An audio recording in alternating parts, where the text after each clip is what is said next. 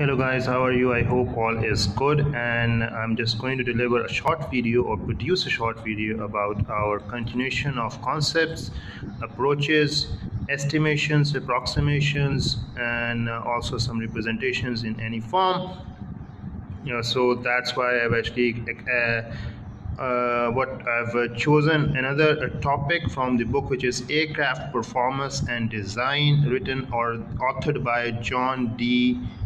Anderson Jr., and it is in the course and semester courses of IIT Kanpur and all other IIT institutes. And the topic chosen is thrust and efficiency, the trade-off between the two. And let's see how we're going to apply this trade-off on an aircraft machinery. And when we talk about the performance and we talk about the design, we talk about the engines, and we also talk about the propellers. So what we are actually interested is just to get an aircraft propulsion mechanisms and how the thrust and efficiency is applied on different mechanisms. And in this book, and obviously related to the aircraft, the propulsion mechanisms are mainly four, which are reciprocating engine or propeller, and turbojet, turbofan, and turboprop. And the relationship between the two, with the thrust and efficiency, has been explained with the help of reciprocating engine propeller, which we will be going to discuss in detail in our videos. It is a theoretical discussion, and normally we're going to discuss this first main part, and other three parts we'll try to discuss separately, but this first part will comprise of, I believe so, 2 to 4 videos, so that you can get an idea about this topic in detail. And discussing this topic, obviously the relationship is of between the thrust and efficiency. The thrust and efficiency in case of reciprocating engine and propeller, efficiency is high and thrust is low. And we talk about the turbojet, the thrust is high and efficiency is low. And turbofan and turboprop are also applied differently, but thrust and efficiency, which is the trade-off, and talking about the first, produces, as I talk about, produces comparably low thrust with great efficiency. That is, I've already been discussed about the relationship. When we talk about thrust and efficiency in case of rocket engine, thrust is very high and efficiency is very low. And we can also have obviously trade-off between thrust versus efficiency, which is a trade-off, and we're going to apply this in the form of an engine or propeller, and discussing about the airflow, discussing about the devices which may help us to discuss in relationship, which is the velocity moving in and velocity moving out. So which is propeller and or a jet engine. Obviously you can discuss this devices in front of you, which is the propulsive device, velocity moving in from one end and velocity flowing out from the other end. And function of this propeller is to give out the thrust from left to right. In this figure it is giving out the thrust from left to right, and because of the airflow, which is moving from also left to right, and this device is placed in a laboratory. Obviously the air of or the room air is also being considered, so that is why it's been placed in the laboratory, and we are actually discussing the function of this device, which is thrust, which is also being produced from left to right. And when we talk about propulsive device, we can also think about that produces thrust acting to the left. Okay, so it may actually produce a thrust as well, which may actually give you a thrust in the opposite direction. And also we have the thrust in the same direction as we discussed earlier. Air feels equal and opposite force thrust acting to the right. Okay, so obviously the air would be equal, and but the thrust would be acting in the opposite direction. That is being discussed in this figure C. Okay, so no matter what type of propulsive device is used, the thrust is exerted, absolutely right, on the device, while the net resultant of the pressure and shear stress distributions acting on the exposed surface area. Okay, obviously we talk about the propulsion devices. Normally the airflow flow and will be certain area of the surface area of the propulsion or propeller would be exposed to the share or to the device or to the you can say to the shear stress distribution and acting on the exposed surface area. That would be some a part would be obviously exposed and via the net resultant of the pressure and shear stress. Okay, so you have to see that thrust is exerted on the device. Thrust is exerted on the device by the net resultant of the pressure and shear stress distribution acting on the exposed surface area. Okay, so you have to discuss about the obviously the thrust would be the net result of pressure and shear stress when it is applied on the exposed surface area. So this is the main and a surface area or internal and or external at each point. Okay, so obviously you can at each point where the air controls any part of the device, internal or external at each point where the air contacts any part of the device. Okay, so when the air would be stationary, obviously velocity would be equal, and this which is known as the moving propulsive device, and air behind the device moves with velocity Vj minus V of this. So air behind the device moves with velocity Vj minus this. This is the just the difference relevant to the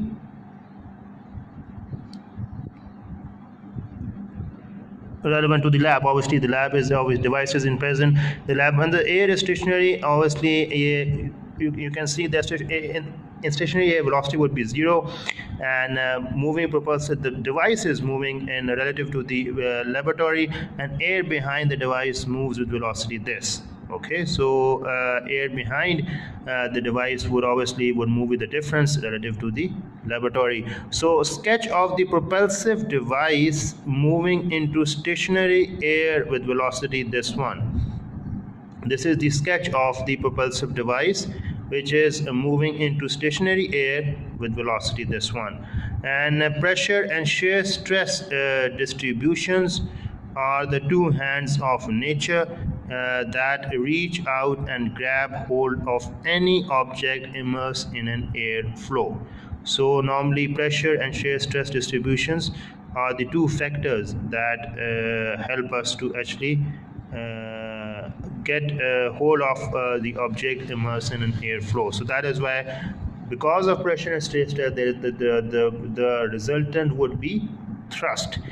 But we also get the kinetic energy because of the movement, and because of the energy because obviously there's the motion. So obviously when the device is in motion, it will get the kinetic energy, but the kinetic energy would be wasted.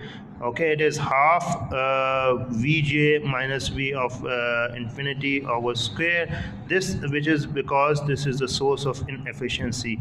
This kinetic energy would be wasted, and it will show that it is an inefficiency power, which is equal to force into velocity. Pa is equal to T into V of L infinity. V infinity being driven by a propulsion device with thrust T. Okay, P infinity being driven by a propulsion device with thrust T, and useful power called power available, and Pa is equal to T into V of infinity.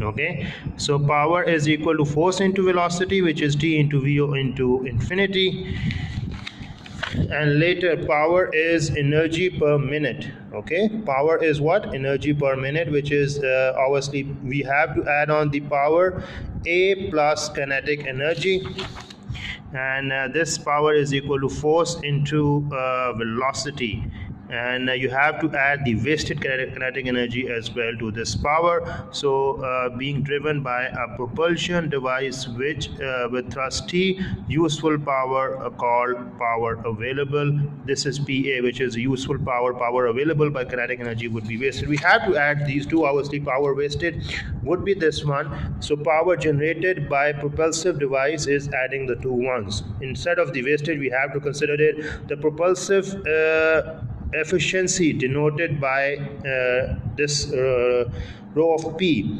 and rho of P is useful power available, PA divided by total power generated. That is understandable. We have to get the efficiency because of that ratio.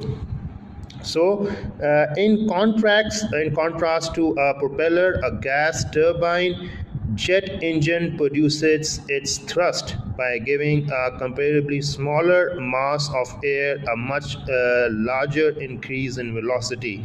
Okay, so when we're going to compare the propeller to a gas turbine, gas turbine jet engine. Okay, a gas turbine jet engine produces its thrust by giving up a comparatively small mass, and because of the gas turbine jet engine, when you compare it, it is because of the small mass, it gives us the higher difference of velocity, which is Vj minus V of infinity. So hence jet engines can produce enough thrust to propel airplanes.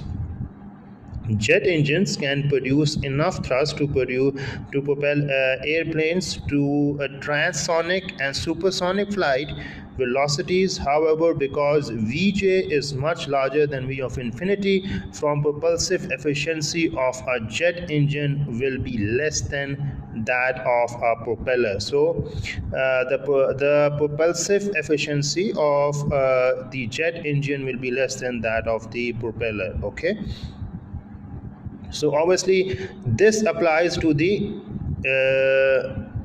jet engine. Okay, when we're talking about the jet engine as compared to the propeller. Okay, and that will help us to actually explain the difference of the velocity as compared to the mass. So we can say that Vj is much larger than this V of infinity. From propulsive efficiency of a jet engine will be less than that for a propeller. Okay, so that is how it has been compared like this.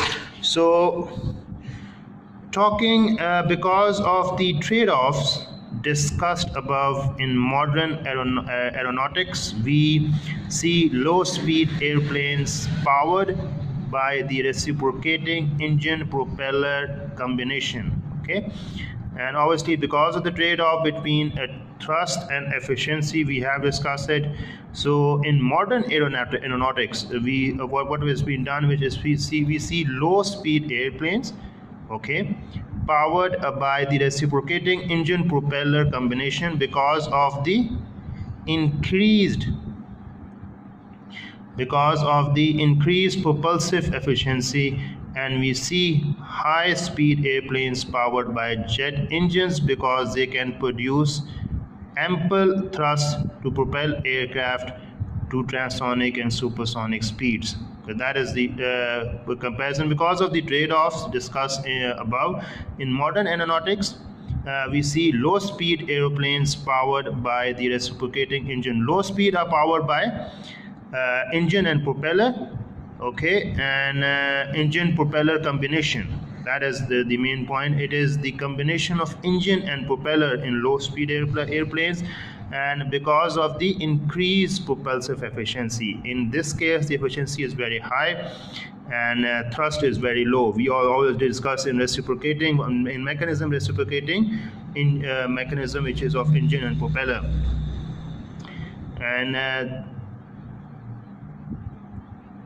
And we see high-speed airplanes. When we're talking about the high-speed airplane, it would be powered by jet engines because they can produce ample thrust to propel aircraft to transonic and supersonic speeds. Obviously, when talking about the transonic or supersonic speed, the jet engines would be used for high-speed airplanes. That is the difference when we're talking about the mechanism. And we have discussed here just about the reciprocating engine and propeller combination. And we have discussed that the efficiency is very high as compared to thrust. And but we're talking about the jet engine, rocket engine, thrust is very actually high as compared to a very low efficiency, but obviously we have to actually use it for transonic and supersonic flights. So turbofan engine designed to generate the thrust of a jet engine. We have discussed four mechanisms. The second one was turbofan. So engine designed to generate the thrust of a jet engine, that is equivalent of a jet engine. That means the thrust will be very high, but with an efficiency that is more reflective of propellers. An even more direct combination is a propeller driven by a gas turbine engine and the turboprop. Okay, so obviously tail turbofan. Let us move towards the first page. This is the turbojet. We have discussed about the turbojet and or the jet engine. These two have been discussed. Reciprocating engine and propeller. Engine and propeller has what? High efficiency and low thrust, and it been applied to what? Low speed airplanes. Turbojet or the jet engines are applied where have higher thrust and lower efficiency to the high speed airplane to get the supersonic or transonic speeds. Okay, when talking about the turbofan and turboprop, let's see how they will going to actually tell us about that. Turbofan engine designed to generate the thrust of a jet engine, that is of the second type. The thrust would be high as of the third, but to get the efficiency as of one, which is of the reciprocating engine and propeller, that is more reflective of propeller. So that is why turbofan is a combination of what? Reciprocating engine, propeller, as well as the turbojet. That is the combination of two, so that they can get the higher thrust and also the higher efficiency. And a more direct combination is a propeller driven by a gas turbine engine and the turboprop. So for example, if you want to have a more direct combination, you can combine a gas turbine engine or driven by the propeller. Okay, instead of jet engine combined with the propeller, we're going to combine the gas turbine engine to the propeller, which is more holistic as compared to the jet engine, obviously, and that is been termed as turboprop. Okay, which has a nice niche with airplanes in 300 to 400 miles per hour range. So that is for those airplanes who are actually flying in this range. So turboprop is one of the finest, you can say, combination of propeller engine jet and or propeller engine and also the gas turbine. Okay, that is one of the finest combination for the airplanes in between flying in the range of 300 to 400 miles per hour. So this is how it has been. So in summary, what we have actually grabbed from our understanding towards this topic actually for propulsion, and it is some of the propulsion techniques being discussed in this video, and we have discussed regarding aircraft performance and design, and it is all about a combination or relationship of thrust and efficiency, and we have discussed it, a trade-off between these two whenever it has been applied with different combinations of engine propeller with engine or a jet engine or a rocket engine, or when it has been combined with